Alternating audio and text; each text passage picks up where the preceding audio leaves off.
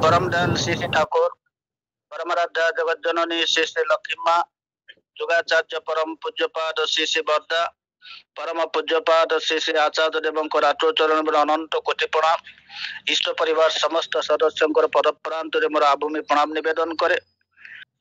खूब सुंदर भाव ये प्रातः सत्संग मधुचक्र अत्यंत भावयुक्त हो उठी सुंदर सुंदर कंठशिल्पी मानकर भक्ति नैवेद्यर कार्यक्रम वास्तव भाव आम मानकर मनोभाव को मन जगत को ऊर्ध्वमुखी कर तोड़ी परम पुरुषों अदच्छल आशीर्वाद आम मान प्रति प्रातः समय मनीष जिते विभिन्न दायित्व व्यस्त थाए निजर पारिवारिक समस्या नहीं मनीष जिते भाराक्रांत रहे देखा जाए तो अनेक भाव में मनीष शोक उठिला तार विगत दिन जो भाराक्रांत मन था शांत ही न था कारण शांत कर कौन उपाय ता पाखे न था कि परम पिता अदच्छल आशीर्वाद आम प्रत्यह प्रायतः मोर मन हुए 4 वर्ष संपूर्ण कर पंचम वर्ष में पदार्पण कर ऑनलाइन सत्संग एक गभीर अनुभव रही ऑनलाइन सत्संग इतने सुंदर भाव प्रत्येक मनुष्यर जीवन चर्चा को जे केते सुशृंखलित कर दिए यही प्रसंग मोर मन पड़े 2024 मसीहा प्रायतः गोटे दिन पर आम पाखु विदाय नहीं जीव किंतु मन जगत रे 2024 मसीहा तो आम एक स्मरणीय वर्ष रही व्यक्तिगत भाव में मो निकट 47 वर्षर यात्रा भितर सत्संग यात्रा भितर यही वर्ष किंतु 7 थर आश्रम जीवार एक अद्भुत पूर्व सुजोग लाभ कर 7 टाइम्स मोर 47 वर्ष भितर ये 7 थर जीवाटा केवे संभव है ना ये वृद्ध बयस परम पिता अपार करुणा डिसेम्बर 13 तारिख रे जाइथिली 9 डिग्री सेल्सियस आश्रम परिवेश से परम पूज्यपाद श्री श्री आचार्य देव पवित्र शुभागमन गस्त कार्यक्रम ये ओडिशा माटी रे किंतु दीर्घ 2 मास तल जेहेतु टिकट बुक हो जाता तेणु जीवाई एक प्रकार बाध्य हो जाइथिली एवं सब मन भीतर चिंता रखुली जदि 13 तारिख भितर परम पूज्यपाद श्री आचार्य देव गस्त कार्यक्रम स्थिरीकृत हो जाए बिंझारपुर सत्संग विहार को ताले टिकट कैंसल करदे पड़ो कि तो है ना प्रथम 19 तारिख आसबार थिला आमे आश्रम चली गलु 16 तारिख खबर पाइलु जे तांकर आगमन होची 18 तारिख जदि गोटे दिन फासाफाक हो जाता ताले वंचित हो जाता से आनंद महल रू जहा सुंदर भाव में गस्त कार्यक्रम से आम आश्रम सबुठार अत्यंत अपनार जहाँ पाखर एत भरपूर आत्मीयता मिले से होती पूजनिया बड़ बौदी मोर मन पड़ुछि 14 तारिख आम मैंने संध्या समय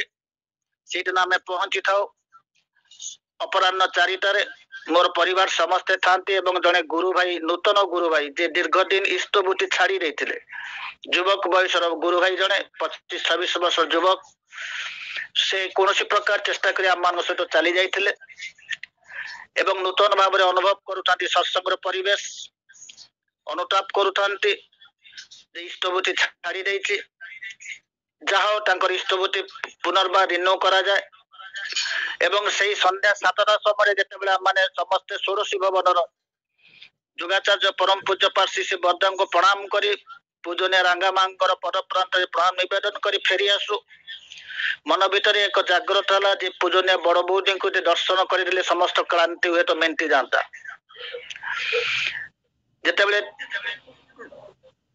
पाखे रही स्वीकृति भाई दादा जड़े वयस्क लोक निवेदन कले जे पूजनीय बड़ बौदी को दर्शन करूँ बाहर 9 डिग्री सेल्सियस ठंडा रही से कहले देखो 8 ରୁ 8:30 पूर्व कस्मिन काले दर्शन संभव हम ना तेणु नियम तो मानि नवाक हम कि यही समय देखिलु ऊपर जड़े युवक खूब द्रुत गति तल को ओह्लै आसुचंती एवं कहउचंती आपण मानकु पूजनीय बड़ बौदी डाकुचंती मनटा भरपूर हो गला किसी स्वल्प जिनिस निज हाथ तैयारी करी नहीं पूजनीय बड़ बौदी ହାତରେ ଧରା ହେଇଥିଲା। ତେଣୁ ଆମେ ସମସ୍ତେ ଗଲୁ, ପ୍ରବେଶ କଲୁ ତାଙ୍କର କକ୍ଷ ଭିତରକୁ এবং প্রণাম কলু। সেটালে বড় বড়ি কৌচন্ডী বিদ্যাপীঠ থেকে এসেছ, আমি দেখলাম তোমাদের সবাই বড়দাকে প্রণাম জনে ফিরে যাচ্ছেন। এই শীত সময় আমার ইচ্ছা হলো তোমাମାନଙ୍କ সହିତ বসি କିଛି କଥାବାର୍ତ୍ତା ହେବା ପାଇଁ। ମଣିଷ କାଙ୍ଗାଳ ସେମାନେ, ମଣିଷକୁ ନେଇ ତାଙ୍କର ଜୀବନ, ମଣିଷକୁ ନେଇ ତାଙ୍କର ଧର୍ମ, ମଣିଷକୁ ନେଇକି ତାଙ୍କର କର୍ମ, ମଣିଷକୁ ନେଇ ତାଙ୍କର ପ୍ରାପ୍ତି। ତେଣୁ ଏ ମଣିଷର ସାନ୍ନିଧ୍ୟ ଭିତରେ ସଦା ସର୍ବଦା ରହିଥିବା ଠାକୁର ପରିବାର ଏ ଯେ ଶୀତକୁ ଭୃକ୍ଷେପ ନ କରି ନିଜ ତରଫରୁ ଡାକି ନିଅନ୍ତି, ପରମ ଦୟାଳଙ୍କର ଅଜସ୍ର ଆଶୀର୍ବାଦକୁ ବହନ କରି ଆମମାନେ ତାହା ପ୍ରାପ୍ତ ହେଇଯାଉ। এই টুকটাক কথাবার্তা ভিতরে সে মতে পচারলে তুমি কি এই অনলাইন সৎসঙ্গে থাকো? ମୁଁ କହିଲି আজ্ঞা। না সেখানে সব কি হয়? আমি বললাম এই যে প্রাতঃ সময় যে সৎসঙ্গ হয় অনলাইন, বেদ মাঙ্গলিক সাহানাই উষা কীর্তনে প্রারম্ভ হয়, নির্দিষ্ট সময় সংকটনে সেটা সমবেত বিনতি প্রার্থনা তোলা যায়, পবিত্র সর্গন্থ পাঠর কার্যক্রম হয়ে ভক্তি নৈবেদ্যর কার্যক্রমে সুন্দর সুন্দর বদন পরিবেশিত হয়ে প্রভুর পদারবিন্দে এবং শেষে আলোচনা হয়, সমাপনী সহিত ধ্বনি প্রদান করে সৎসঙ্গ সাঙ্গ করা হয়। ভারী খুশি করে আনন্দ বাজার তো সেখানে থাকেন না। আমি বললাম কেবল আনন্দ বাজার নয়, পাথে বি সেখানে থাকে না। খুব প্রীত হয়ে উঠিলে পূজনীয় বড় বৌড়ি। ঝলক এক ঝলকরে সে করে, দেখো তোমাদের দাদা ইহাই প্রারম্ভ করছিলেন, তোমানଙ୍କର দাদা এই অনলাইন সৎসঙ্গে প্রারম্ভ করেছিলেন। আমি বলি আজ্ঞা তাই তো, আমি সবাইদের আনন্দ পেয়েছি, সবাইদের জীবনকে অত্যন্ত ভাবে সুশৃঙ্খলিত করে তুলেছি এই অনলাইন সৎসঙ্গ। পূজ্য পাঠ শ্রী শ্রী আচার্যদেবଙ୍କର আগমନ সারা ওড়িশা মাটি ধন্য ହେଇଯାଇ ତିନି ପୁତ୍ରଙ୍କୁ ସାଙ୍ଗରେ ନେଇ ସମସ୍ତଙ୍କୁ ପ୍ରତି କୋଣ ଅନୁକୋଣକୁ ସେ ପଠେଇ ଦେଇଛନ୍ତି ଏବଂ ନିଜେ ମଧ୍ୟ ଘୁରି ବୁଲିଛନ୍ତି। ମୋର ଗୋଟିଏ ଜିନିଷ ମନେ ରହିଯାଏ, ଯେତେବେଳେ ତାଙ୍କର ଆଗମନ ହୁଏ 11 ତାରିଖ, ଏଇ କିଛି କିଛି କଥା ଆପଣମାନଙ୍କ ନିକଟରେ ତୋଳି ଧରିବି। 11 ତାରିଖ ତାଙ୍କର ଆଗମନ ହୁଏ ନୂଆପଡ଼ା ଡିଷ୍ଟ୍ରିକ୍ଟ ରାଜଖରିଆରକୁ। ତା ପୂର୍ବ ଦିନ ସେ ରାତ୍ରି ଯାପନ କରନ୍ତି ନୂଆପଡ଼ା ଜିଲ୍ଲାର ମୁଖ୍ୟ ସତ୍ସଙ୍ଗ ବିହାରରେ, ସତ୍ସଙ୍ଗ ମନ୍ଦିରରେ। ସେଠୁ ହଉଛି 70 କିଲୋମିଟର ନୂଆପଡ଼ାରୁ ରାଜଖରିଆର। କହିବାର ଉଦ୍ଦେଶ୍ୟ ହଉଛି ସେଠି ମୋର ଝିଅ ଏକମାତ୍ର କନ୍ୟା ସେଠି ହାଇସ୍କୁଲ ଶିକ୍ଷୟିତ୍ରୀ ଅଛି, ତାର ଶାଶୁ ଏବଂ ତାର ଏକମାତ୍ର ପୁତ୍ର 4 ବର୍ଷର ପୁତ୍ରକୁ ନେଇ ସେଇଠି ସେ ତାର କର୍ମକ୍ଷେତ୍ରରେ ରହିଥାଏ ଏବଂ ସେ ଲିଭ୍ ଟେଲିକାଷ୍ଟ କରୁଥାଏ। ପରମ ପୂଜ୍ୟ ପାଠ ଶ୍ରୀ ଶ୍ରୀ ଆଚାର୍ଯ୍ୟଦେବଙ୍କର 11:15-20 ତାଙ୍କର ଆଗମନ ହୁଏ ଏବଂ ଯେତେବେଳେ ଭରପୁର ଜନସମାବେଶ, ଯେଭଳି ରାଜଖରିଆର ସମ୍ପୂର୍ଣ୍ଣ ଭାବରେ ଉଠି ଯାଇଛି, ଗୋଟେ ଟାଉନସିପ ଏନଏସି ସୁନ୍ଦର ସୁନ୍ଦର ଗୁରୁ ଭାଇ ମାନଙ୍କର ସମାବେଶ ଯାଇଛି ଅନେକ ଭାବରେ ରାଜଖରିଆର। ସେଠି ଭାଇ ଓ ମା ମାନଙ୍କର ଅଦ୍ଭୁତପୂର୍ବ ଆବେଗ ଥାଏ ପରମ ଦୟାଳୁଙ୍କର କାର୍ଯ୍ୟଧାରା ଭିତରକୁ ନେଇକି। ଯେତେବେଳେ ପରମ ପୂଜ୍ୟ ପାଠ ଶ୍ରୀ ଶ୍ରୀ ଆଚାର୍ଯ୍ୟଦେବ ଆଗମନ ହେଇଯାଏ ଏବଂ ତାଙ୍କର ଆଶୀର୍ବଚନ ଆରମ୍ଭ ହୁଏ, ସଭା ଶେଷରେ ସେ ଯେତେବେଳେ କୁହନ୍ତି କାହିଁ ତ ଖାଇବାର କିଛି ବାସନ ମୋ ନାକରେ ବାଜୁ ନାହିଁ, ଦେଖନ୍ତୁ ଆପଣ ମାନେ କଣ 1-1:30 ବେଳେ ଯାଇ ନିଜେ ରୋଷେଇ କରି ଖାଇପାରିବେ, ଆଉ ଯଦି ଯୋଉ ଖାଦ୍ୟର ବାସନା ନଥାଏ ତାକୁ ଖାଇବେ ନାହିଁ। এই ସମୟରେ ସେଠାକାର ଉପସ୍ଥିତ କାର୍ଯ୍ୟକର୍ତ୍ତା ମାନେ କହୁଛନ୍ତି ଯେ ଆଜ୍ଞା ସମସ୍ତ ଖାଇବା ପିଇବାର ବ୍ୟବସ୍ଥା ହେଇଛି।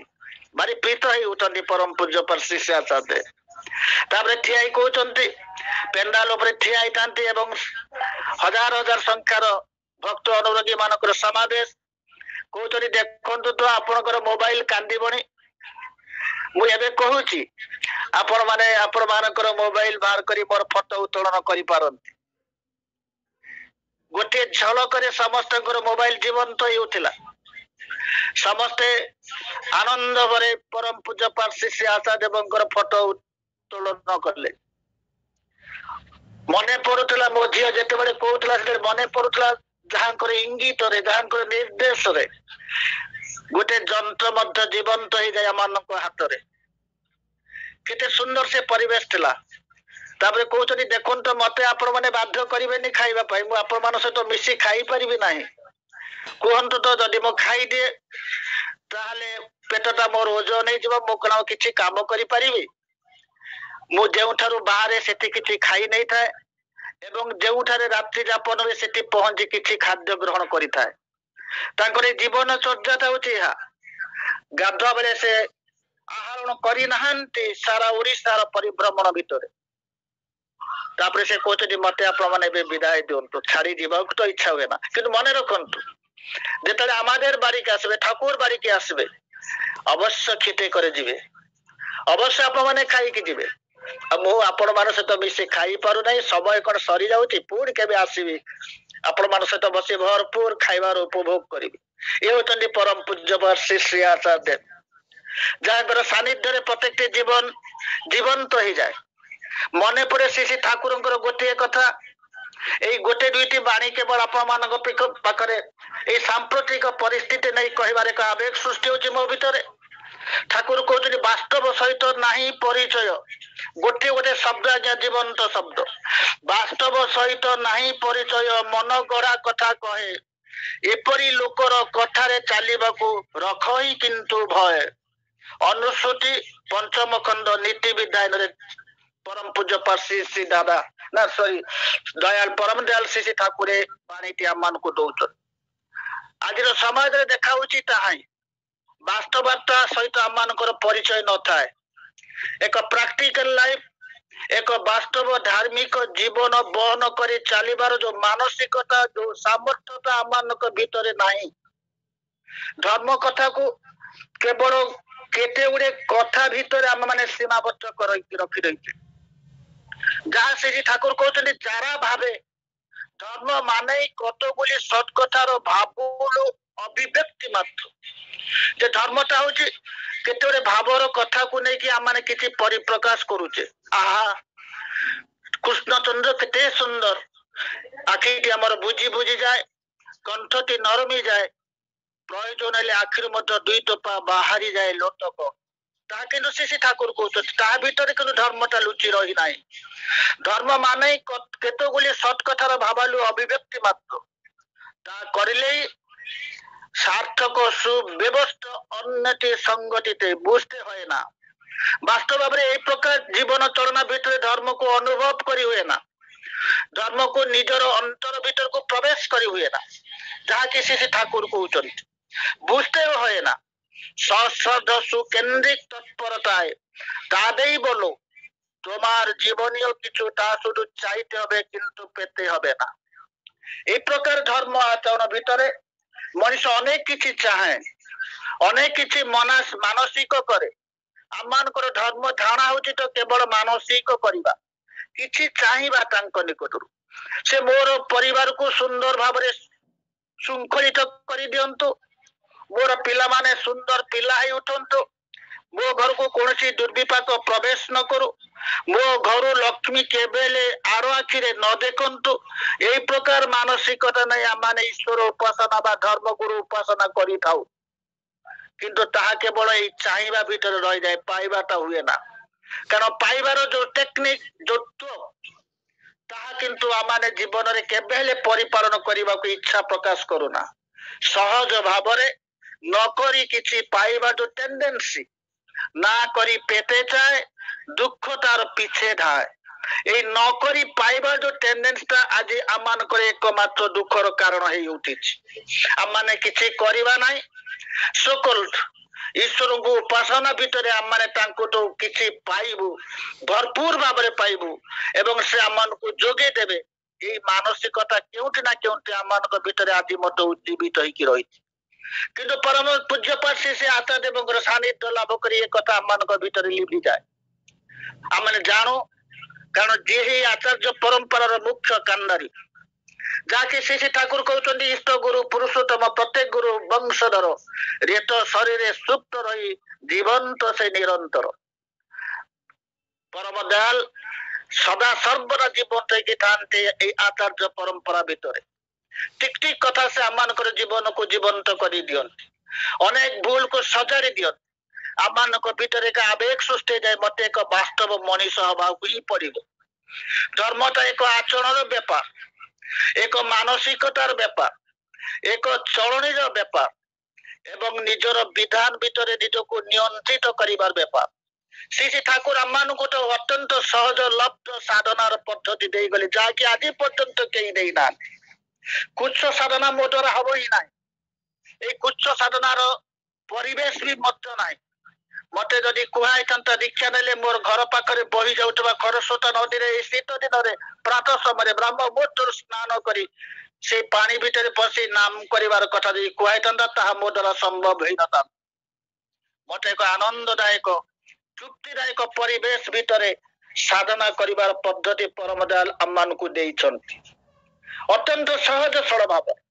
ଆମେ ଯଜନ ଯାଜନ ଇଷ୍ଟବୃତ୍ତି ସୃଷ୍ଟି ସଦାଚାର ଏଥିରେ କେଉଁଠି ନା କେଉଁଠି ଆମେ ଅଭ୍ୟସ୍ତ ଥିଲୁ, କିନ୍ତୁ ତାହାର ବ୍ୟତିକ୍ରମ, ତାର ଚଳନା, ସଠିକ ଭାବରେ ପରିପାଳନ ତାହା କିନ୍ତୁ ଆମମାନଙ୍କ ଭିତରେ ନଥିଲା। ତାହା ନିୟନ୍ତ୍ରିତ ହେଇଗଲା ଯୁଗ ପୁରୁଷୋତ୍ତମଙ୍କର ସାନ୍ନିଧ୍ୟ ଲାଭ କରି।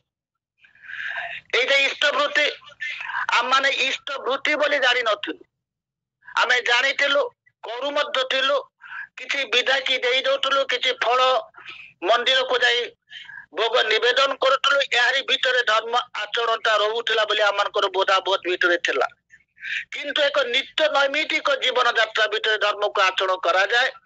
ପ୍ରତ୍ୟେକଟି ଦିନ नो कम्प्रोमाइज, କୌଣସି ପ୍ରକାର କମ୍ପ୍ରମାଇଜ ନ କରି ଆମକୁ ସେଇ ଧାରା ଭିତରେ ଚାଲିବାକୁ ହୁଏ। ତାହା ଶିଖେଇ ଦେଲେ ଯୁଗ ପୁରୁଷୋତ୍ତମ ପରମ ଦୟାଲ ଶ୍ରୀ ଶ୍ରୀ ଠାକୁର, ଏବଂ ତାକୁ ଆମମାନଙ୍କ ଜୀବନରେ ଜୀବନ୍ତ କରି ତୋଳିଲେ ଆଚାର୍ଯ୍ୟ ପରମ୍ପରା, ଯାହାକି ଆମେ ଦେଖି ଆସୁଛୁ 1978 ମସିହାରୁ ଯୁଗାଚାର୍ଯ୍ୟ ପରମ ପୂଜ୍ୟପାଠ ଶ୍ରୀ ଶ୍ରୀ ବଦ୍ଦା, ପରମ ପୂଜ୍ୟପାଠ ଶ୍ରୀ ଶ୍ରୀ ଦାଦା, ଅଧୁନା ପରମ ପୂଜ୍ୟପାଠ ଶ୍ରୀ ଶ୍ରୀ ଆଚାର୍ଯ୍ୟ ଦେବଙ୍କର ଗଭୀର ନିର୍ଦ୍ଦେଶ ଭଲ ପାଇବା। এই ଭଲ ପାଇବା ଭିତରେ ମଣିଷକୁ ସୁଶୃଙ୍ଖଳିତ କରି ତୋଳାଯାଏ। ସେଇଥିପାଇଁ ଶ୍ରୀ ଶ୍ରୀ ଠାକୁର କହୁଛନ୍ତି, ଭଲ ପାଇବା ଯେଉଁଠାରେ ଶାସନ କରେ, ଶୃଙ୍ଖଳା ସେଇଠାରେ ଅନୁସରଣ କରିବାକୁ ବାଧ୍ୟ ହୋଇଯାଏ।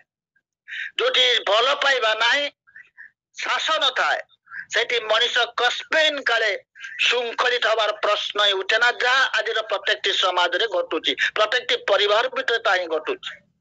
ଆମମାନେ ଶାସନ କରିବାର ତରିକାଟା ମଧ୍ୟ ଜାଣିନଥିଲେ। ତାଙ୍କର ଅଜସ୍ର ଆଶୀର୍ବାଦ ତାହା କିନ୍ତୁ ଜୀବନ ଚର୍ଯ୍ୟା ପାଇଁ ଯେ କେତେ ପ୍ରୟୋଜନ। ଶାସନ, ଭଲ ପାଇବା, ଆବେଗ, ସ୍ୱାଦ, ପ୍ରୀତି, ଏ ସମସ୍ତ ଜିନିଷ ଗୁଡାକ ଯଦି ତାଙ୍କୁ ନେଇ କେନ୍ଦ୍ରୀଭୂତ ନ ହୁଏ, ତାଙ୍କୁ ବହନ କରି ଯଦି ତାଙ୍କର ମାଫିକ ନ ଉଠେ, ସବୁ ଯେଭଳି ବିକୃତ ହେଇଯାଏ। ଯାଇ ଶ୍ରୀ ଠାକୁର ସେଇ କଥା ହିଁ କହୁଛନ୍ତି। ତେଣୁ ବାସ୍ତବ ସହିତ ନାହିଁ ପରିଚୟ, ମନ ଗড়ା କଥା କହେ, ଏପରି ଲୋକର କଥାରେ ଚାଲିବାକୁ ରଖ ହିଁ କିନ୍ତୁ ଭୟ। ଆଜି ତାହା ହିଁ ଘଟୁଛି ସମାଜରେ। ଆଜି ଯେତେ ଧର୍ମଗୁରୁ ଦେଖନ୍ତୁ, ଯେତେ ଧର୍ମ ଅନୁଷ୍ଠାନ ଦେଖନ୍ତୁ, ବା ଯେତେ ପ୍ରବଚନ ସ୍ଥଳୀ ଦେଖନ୍ତୁ, ସେଠି ବାସ୍ତବତା ନଥାଏ। କେତେ ଗୁଡେ ଭାବାଲୁ ଧର୍ମର କଥା ମାନେ ତୋଳି ଧରୁ ଏବଂ ମଣିଷକୁ ଆକୃଷ୍ଟ କରୁ ବିଭିନ୍ନ ଦିଗ ଦେଇ ବାନ୍ଧି ରଖିବା ପାଇଁ, କିନ୍ତୁ ତା ମଣିଷର ଗତି ପଥକୁ କେବେ ହେଲେ ପରିବର୍ତ୍ତନ କରିପାରେ ନା। ମଣିଷର ଗତି ପଥକୁ ଯଦି ଏକମାତ୍ର ପରିବର୍ତ୍ତନ କରିପାରନ୍ତି, ସେ ଯଦି ଯୁଗ ପୁରୁଷୋତ୍ତମ ପରମ ଦୟାଳ। ଯଦି ଜେନେରେସନକୁ କେହି ପରିବର୍ତ୍ତନ କରିଦେଇ ପାରନ୍ତି, କେବଳ ସାମର୍ଥ୍ୟ ରହିଛି ସେଇ ଯୁଗ ପୁରୁଷୋତ୍ତମଙ୍କ ପାଖରେ। ସେଇଥିପାଇଁ ତ ସେ 3.5 ହାତ ମଣିଷ ହେଇକି ଏ ଧରା ବକ୍ଷକୁ ଓହ୍ଲେଇ ଆସନ୍ତି। ଏ ଯେ ହ୍ୟୁମାନ ଫର୍ମ, ଗୋଟେ ମଣିଷ ହେଇକି ଆସନ୍ତି ସେ। ଆଉ ମଣିଷର ଯାହା ଯାହା ସ୍ୱଭାବ ଭାବ ଥାଏ ଅବଶ୍ୟ ତାଙ୍କ ନିକଟରେ ପ୍ରକାଶିତ ହୁଏ, ଏବଂ ସେଇ ଭାବ ସ୍ୱଭାବ ଭିତରୁ କେମିତି ଆଧ୍ୟାତ୍ମିକ ଜଗତଟାକୁ ଏକ୍ସପାନସନ କରାଯାଇପାରେ, ତାର ସମସ୍ତ ତ୍ରୁଟିଟା ସେ ନିଜେ ପରିପାଳନ କରନ୍ତି ଏବଂ ଆମମାନଙ୍କ ଭିତରେ କରିବାରେ ଏକ ପ୍ରେରଣା ସୃଷ୍ଟି କରିଦିଅନ୍ତି। ତେଣୁ ଜୀବନ୍ତ ଆଦର୍ଶ ନଥିଲେ ମଣିଷ ପ୍ରେରଣା ପୁଷ୍ଟ ହେଇ ଉଠେ ନା, କାରଣ ଆମକୁ ପ୍ରେରଣା ଦେବା ପାଇଁ ଅନେକ ଦିଗ ରହିଛି।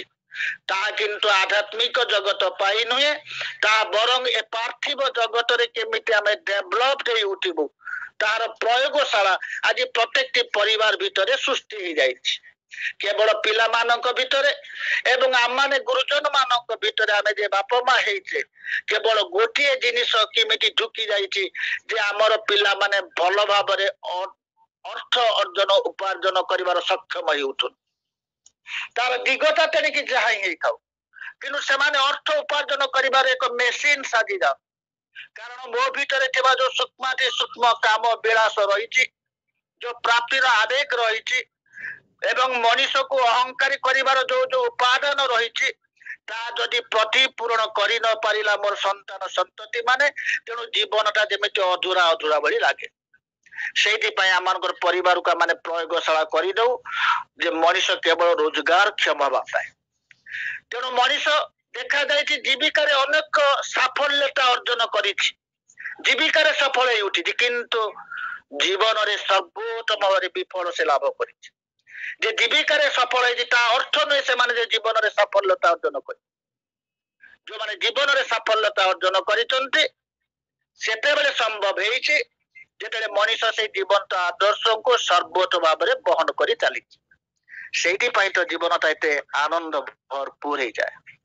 এই যে কହୁଥିଲେ ଆଜି ଯେ ମୁଖ୍ୟ ପରିଚାଳକ ଯେମିତି ଅନଲାଇନ ସତ୍ସଙ୍ଗରେ ମାନେ ସମସ୍ତେ ବସିଛି, ସାହୁ ପରିବାର ବାସୁଦେବପୁରର ଯୋଉ ସୁନ୍ଦର କଣ୍ଠରେ ସେମାନେ ଭକ୍ତି ନୈବେଦ୍ୟ ପରିବେଷଣ କଲେ, ପ୍ରତିମା ମାଙ୍କର ଯୋଉ ସୁନ୍ଦର କୋରସ ଏବଂ ସର୍ବୋପରି ସୁଭାଷ ଭାଇ ବାହାରେ ଥାଇ ମଧ୍ୟ ଏକ ଜୀବନକୁ ମାନେ ଜୀବନ୍ତ କରି ତୋଳିବାର ଯୋଉ ଭାବାବେଗର କୀର୍ତ୍ତନ ପରିବେଶକୁ ସ୍ୱତଃ ଭାବଯୁକ୍ତ କରି ତୋଳେ।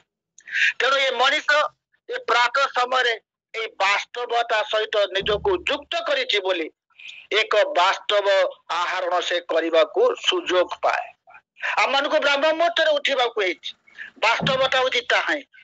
ଆମମାନଙ୍କୁ କିଛି ନା କିଛି ସମୟ ଚକ୍ରପଥରେ ଧ୍ୟାନର ସାଧନାର କିଛି ଆମେ ପରିପାଳନ କରିଛେ, ତା ହୁଏତ ବ୍ୟକ୍ତିକୁ ନେଇକି ଡିଫର କରି ଯାଇପାରେ, ହୁଏତ ମୁଁ 10 ମିନିଟ କରିପାରେ, ହୁଏତ ରଞ୍ଜନ ଭାଇ 45 ମିନିଟରୁ ଘଣ୍ଟାଏ କରିପାରନ୍ତି, କିନ୍ତୁ ଆମେ କରୁଛେ।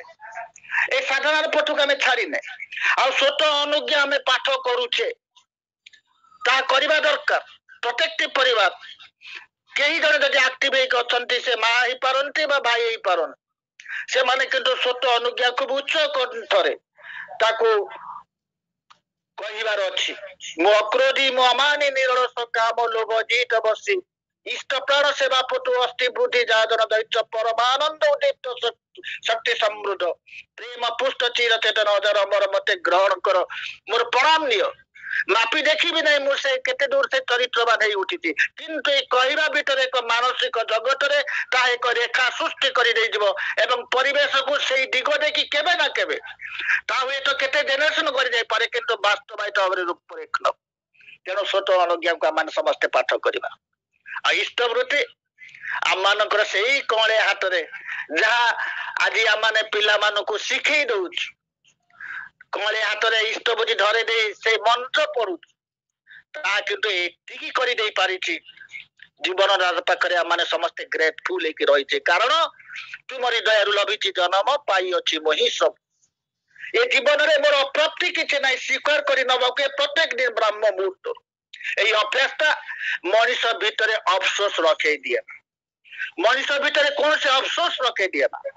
ଏକ ଅଫସୋସ ସହିତ ଜୀବନ ଯଦି ଲାଭ କରେ ସେ ଏହି ସତ୍ସଙ୍ଗୀ ଜୀବନ, এই ସତ୍ସଙ୍ଗୀ ପରିବାର ତାର ଜୀବନରେ ଅଫସୋସ ନଥାଏ, କାରଣ ସେ ପ୍ରତ୍ୟେକ ଦିନ ସ୍ୱୀକାର କରିଦିଏ ଦୟାଲ ମୁଁ ସମସ୍ତ କିଛି ପାଇଛି, କାରଣ ଆପଣ ଏ ଜୀବନଟି ମତେ ଦେଇ ମତେ ଧନ୍ୟ କରି ଦେଇଛନ୍ତି ଏବଂ ସର୍ବୋପରି ମୁଁ ଧନ୍ୟ ହେଇଯାଇଛି, କୃତାର୍ଥ ହେଇଯାଇଛି ଆପଣଙ୍କର ସନ୍ଧାନ ପାଇଁ। ଏତେ ଜୀବନ୍ତ କଥା କିଏ ବା କହିପାରେ, ଏତେ ଜୀବନୀୟ କଥା କିଏ ବା କହିପାରେ।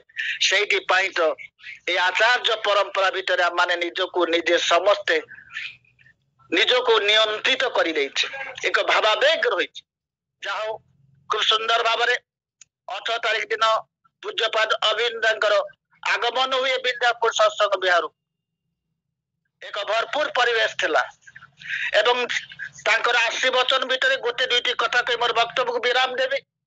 ସେ ଆସି କୁହନ୍ତି ଏକ ବିରାଟ ମଞ୍ଚ ତିଆରି ହେଇଛି ତାଙ୍କ ପାଇଁ, ବସିବାର ଅନେକ ସୁନ୍ଦର ଆସନ ମଧ୍ୟ ଦିଆଯାଇଛି, ଗୋଟେ ବିରାଟ ଲମ୍ବା ସୁନ୍ଦର ସୋଫା ଭଳି ବ୍ୟବସ୍ଥା କରାଯାଇଛି, ଶୁଭ୍ର ଆସନ ରହିଛି, ଫୁଲ ସଜ୍ଜିତ ହେଇଛି ଏବଂ ଆଗମନ ସମୟରେ ବାଣ ମଧ୍ୟ ଫୁଟା ଯାଇଛି। ଏସବୁ ଦେଖି ସେ କୁହନ୍ତି ଏ ଯେ ସାଜସଜ୍ଜା, ଏ ଟେଣ୍ଟ, ଏ ପୁଷ୍ପର ସଜ୍ଜା, ଏ ବାଣ ଫୁଟିବାର ଆଗମନ ସମୟରେ ତାହା କି ଶୋଷଣ ନୁହେଁ, ତାହା କି ଶୋଷଣ ନୁହେଁ, ତାକୁ ଆମେ ବ୍ୟାଖ୍ୟା କରି ଦେଖିବା। ଏବଂ ଅନେକ କଥା କହିଛନ୍ତି, ତାଙ୍କର ଇଷ୍ଟ ଇଙ୍ଗିତ ପ୍ରତ୍ୟେକଟି ମଣିଷ ପାଇଁ ଆସେ, प्रभुंकर इंगित भगवानंकर इंगित ईश्वरंकर इंगित सद्गुरुंकर इंगित प्रत्येक मुहूर्त प्रत्येक मनीष आसे मो परिवार आसुला ये गाड़ी रे जो दुर्घटना घटी बाबा थिले मझिया काका थिले सी अन्न माने थिले किभଳି बुझी न पारि से दुर्घटनाग्रस्त से कथा तोड़ी धरिले एटी निजको से एस्टाब्लिश करने को चाहे ना कौन सी व्यतिक्रम धर्म कथा कही ना एक साधारण मनीष पर एक जीवन चलना भितर से भूल कथा को किभଳି भाव इष्ट को बहन कर चलवा कथा ताही कहउछन এই কইরা ভিতরে কামମାନଙ୍କ ভিতরে ইষ্টକୁ ନେଇ ଚାଲିବାର ଏକ ଆବେଗ ସୃଷ୍ଟି ହେଇଯାଏ ଏବଂ ସଭା ଶେଷ ସେ ଏକ ଗୁରୁତ୍ୱପୂର୍ଣ୍ଣ କଥା କହୁଛନ୍ତି ଏଇ ଯେ ରାବଣ ଯେ କହେ ସେ ଶିବ ଭକ୍ତ ବୋଲି ଏଇଟା ଆଜ୍ଞା ଭାରି ଗୁରୁତ୍ୱପୂର୍ଣ୍ଣ କଥା ଲାଷ୍ଟ ମୋମେଣ୍ଟ ସେ କହିଛନ୍ତି ଏଇ ଯେ ଶିବ କହେ ସେ ଜଣେ ଶିବ ଭକ୍ତ ତାର ଏକ ପ୍ରୋପାଗାଣ୍ଡା ଛଡା କିଛି ନୁହେଁ ଯଦି ସେ ବାସ୍ତବରେ ଶିବ ଭକ୍ତ ହେଇଥାନ୍ତା ତାହେଲେ ଚଳନ୍ତି ପ୍ରତିମା ଶିବ ଯେ ହନୁମାନ ତାଙ୍କୁ ତ ସେ ଚିହ୍ନି ପାରିଥାନ୍ତା तांको चिनी पारि नाही माने तार शिवंक प्रति सेते भल पाइपा नथिला अर्थ होची ए जे जीवन चर्या भितरे आमानक जीवन चलना भितरे जे परम पूज्य पार्सी श्री आचार्य जे होचंती जीवंत प्रतिभु जे होचंती पुरुषोत्तमंकर प्रतिभु श्री श्री आचार्य प्रत्येक शब्द भितरे प्रत्येक चलनी भितरे प्रत्येक वाक्य भितरे प्रत्येक कथा भितरे प्रत्येक पदक्षेप परम दयाल जो जीवंत होगी था परम पिता जो प्रत्येक झलक मनीष अनुभव करे ठाकुर मनीष बोली ज्वलंत भाव से देखे दिखती प्रत्येक सत्संगी मान से तो सानिध्यता जदि चिन्ह न पारिले ताले पुरुषोत्तम को चिन्हवाटा संभव हुए ना जे भल पाए आवेग सहित से जानी पारे परम दयाल श्री ठाकुर किभली जिनिस तेणु जदि पुरुषोत्तम को अनुभव करने को हुए उपभोग करने को हुए आचार्य भीतर दे से तो शुभ आगमन हुए प्रत्येक स्टेट को प्रत्येक गली कंदी को पुत्र संतान मान को दे से प्रत्येक घर पाखे पहुंची जाती देखा जाए आश्रम रे गोटे गाँ को कौन गुरु भाई जाती ना से इष्टवृत्ति अनेक गुरु भाई करती ना से गाँ टार जिते जाइए राति किंतु से जगार जो माने प्रशासनिक अति माने ये अपांत जगह तांको किंतु बंद कर दिया राति से 10टा है आप जापरें आग को कौन प्रकार आपको छाड़ी दि जीवनी आप अनुमान करूँ निजे राति रातिटारे से कटई से परिया भितर अति कष्ट स्वीकार कर प्रातः समय से जाइए से गाँव को प्रत्येक घर बुली एवं से इष्ट वृत्ति कथा प्राणर कथा जीवनर कथा प्रत्येक घरे से कही तेणु ये हूँ परम पूज्य पार्सी से आचार्य प्रत्येक मनीष सुशृंखलित हो उठू सुसंगठित हो उठू सुनियंत्रित हो उठू तार जीवन चर्या तार व्यक्ति जीवन तार दाम्पत्य जीवन तार पारिवारिक जीवन तार सामाजिक जीवन समस्त किछि परम पिता को बहन कर चालू ए प्रकार एक परिवेश सृष्टि करने ए प्रकार एक दृढ़ इच्छा शक्ति आम भितर तोड़ी धरने से केते कष्ट स्वीकार करती से तो मनीष धन्य हो जाए संग लाभ कर जाओ समय अतिक्रांत हो आसुची आप मान संग लाभ कर एक सुंदर परिवेश भावावेगर परिवेश पुनर्बार मत जे ए प्रकार सुवर्ण सुजोग देते मोर अग्रज प्रतिमा श्रीजुक्त विपिन बारी सतपति भाईना से मत कही 2 दिन तले आप अल्प आलोचना रखिए आलाप आलोचना कर अनेक भक्त मनीष रही जो मैंने वास्तव भाव में ठाकुर कार्य द्वारा करती निजर जीवन चलना भितर आपण मान संग लाभ कर आवेग मो भीतर सृष्टि ऑनलाइन सत्संग मत एति कर देछि मोर ब्राह्म मुहूर्त को चलचंचल कर दीर्घ 4 वर्ष धरी कौन सी गोटे दिन व्यतिक्रम घटी ना शଯ୍ୟା त्याग कर निजक प्रस्तुति करनी प्रातः सत्संग निजक सामिल करने ଦେଖିଛି କାହାର କଣ ହେଇଛି ମୁଁ ଜାଣେ ନା, କିନ୍ତୁ ମୋର ଜୀବନ ଭିତରେ ଏତେ ସୁନ୍ଦର ଆବେଗ ସୃଷ୍ଟି ହେଇ ତୁଳିଛି, ତାଙ୍କୁ ଧରି ଚାଲିବାର ଏକ ମାନସିକତା, ଏକ ଦୃଢ଼ ଇଚ୍ଛା ଶକ୍ତି ଦୃଢ଼ୀଭୂତ ହେଇ ଉଠିଛି। ତାହା କେବଳ ଆପଣମାନଙ୍କର ଅଜଚ୍ଛଳ, ଆପଣମାନଙ୍କର ଏଇ ଭଲ ପାଇବା ଏବଂ ପରମ ପିତାଙ୍କର ଅଜଚ୍ଛଳ ଆସିବା ଯୋଗୁଁ। ଶେଷରେ ଆପଣମାନଙ୍କର ସୁସ୍ୱାସ୍ଥ୍ୟ, ସୁଦୀର୍ଘ ନିରାମୟ ଜୀବନ, ଇଷ୍ଟିପୁର ଜୀବନ ପ୍ରାର୍ଥନା ରଖେ ପରମ ଦୟାଳୁଙ୍କର ପଦାରବିନ୍ଦରେ,